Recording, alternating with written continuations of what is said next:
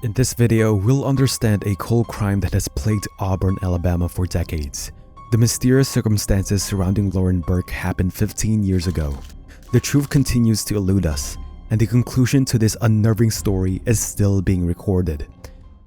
Born in Marietta, Georgia, Lauren Ashley Burke graduated from a high school and enrolled at Auburn University. She majored in graphic design and was very involved in the Delta Gamma Club and other extracurricular activities on campus. Lauren was a popular and beneficial student because of her kind demeanor and wanting to help others.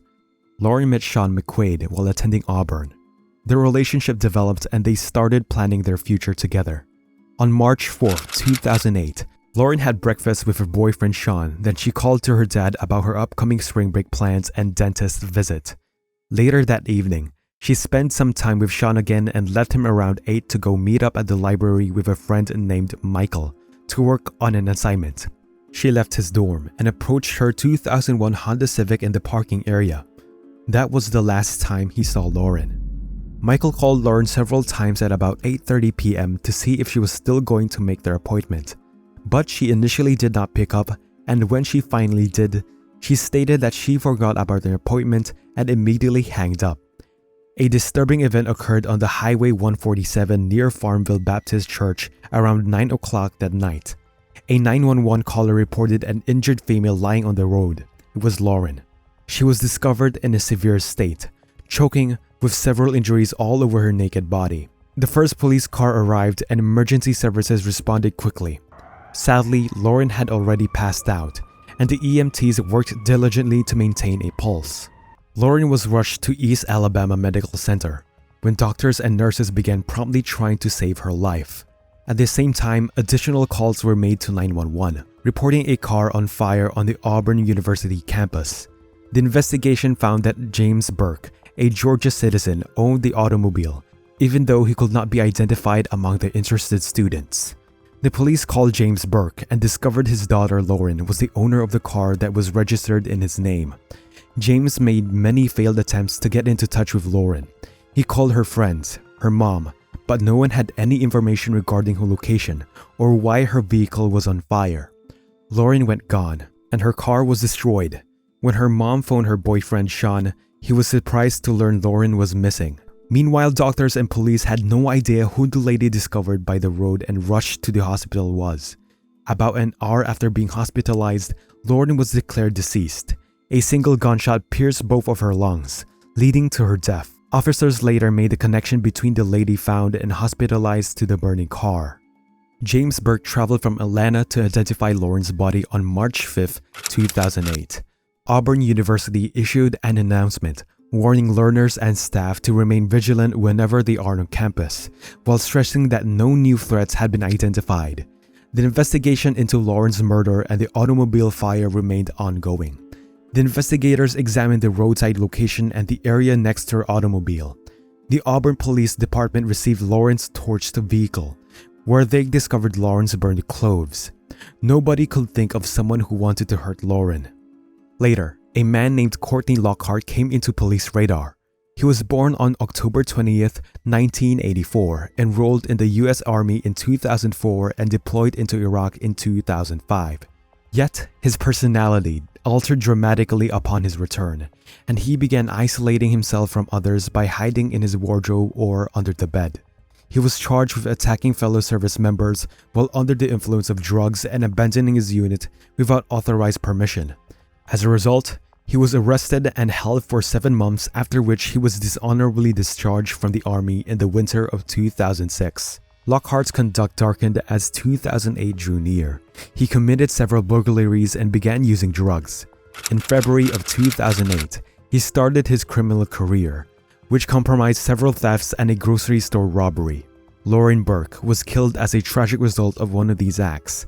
After attacking a 72-year-old woman on March 17, 2008, he was finally caught by police after a brief pursuit. After Lockhart's detention, he confessed to abducting and killing Lauren, and the police inspected his car and found Lauren's iPod and credit cards. He stated he drove around and parked at the campus. That's when he saw Lauren, a young woman, approaching her car which was parked next to him. Lockhart drew his handgun and approached her, asking for money. He He shoved her into the car and ordered her to strip naked while holding a pistol to her head. Lauren obliged and undressed down to her socks. Lockhart held Lauren at gunpoint and drove around Auburn. She attempted to talk him out of it. Lockhart and Lauren had a ride around the city as they argued for him to let Lauren leave. Lauren grabbed the door to get out of the car as they sped along Highway 147, but Lockhart fired his gun, hitting Lauren in the chest and causing her to fall injured. Before passing out, Lauren waved to the passing cars. According to Lockhart's statement to police, he waited outside the cathedral and saw automobiles pull up close to Lauren. He feared the cops were coming, so he hastily escaped, stopping at a gas station to purchase gasoline, which he intended to use to burn her car and cover his tracks. His Chrysler was parked on the university's grounds, so he drove back there. Investigators investigating Lockhart's story said Lauren's attempt to escape prevented Lockhart from getting what he wanted by forcing her to strip. Since Courtney had been in the army and was used to firearms, detectives were skeptical that Lockhart had unintentionally killed Lauren. After realizing Lockhart wouldn't release her, Lauren made a daring escape. The bullet found in Lauren's car was traced back to the pistol Lockhart threw out the window during the police escape. Due to the force required to pull the trigger, experts determined that an unintentional discharge was not a chance. March 9th was Lauren's farewell, and it was also the day investigators questioned Lockhart for the second time. Lockhart pleaded guilty to many counts in Lauren Burke's case, but claimed his service in the military caused him to suffer from a mental disorder. His not guilty by reason of insanity plea was accepted. It was proven by a psychologist that Lockhart's IQ was 86. He showed signs of military experience but did not suffer from post-traumatic stress disorder.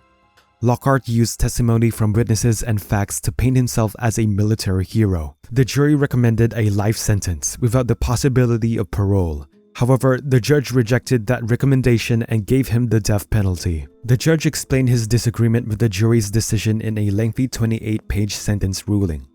15 years have passed since Lauren's murder, and Lockhart is still appealing his sentence in Alabama. The Alabama Court of Criminal Appeals confirmed Lockhart's death penalty in April 2021. Lauren's family has declared their undying will to keep Lockhart's execution sentence in place. They swore to pursue legal action until their daughter was vindicated. Courtney Lockhart continues to wait for his execution in Alabama. Lauren's dad had spoken about how Lockhart deserves to die like he did for condemning his daughter to instant execution. Lauren's mom, Vivian, agreed, saying that he shouldn't be given a second opportunity. They still insist on getting answers about their daughter's death. Thanks for watching, and until next time, stay safe, stay curious, and never stop seeking the truth.